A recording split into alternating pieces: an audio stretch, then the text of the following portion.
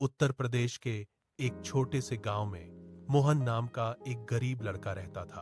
उसके पिता जमींदार के खेत में मजदूरी करते थे और मां दूसरों के घर का काम करती थी। फिर भी परिवार की आर्थिक स्थिति बहुत खराब थी और कई बार खाने को भी पर्याप्त नहीं होता था। फिर भी मोहन पढ़ाई में बहुत रुचि रखता था।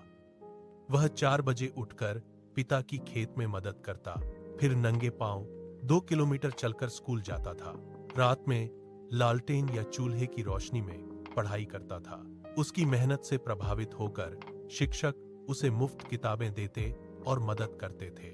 समय बीतता गया और मोहन की मेहनत रंग लाई।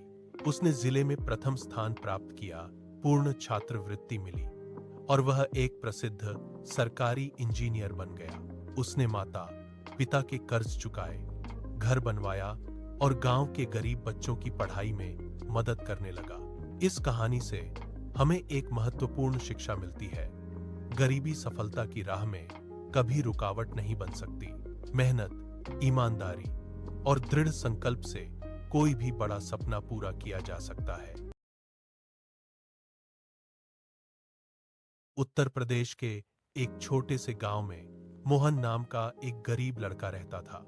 उसके पिता जमींदार के खेत में मजदूरी करते थे और मां दूसरों के घर का काम करती थी।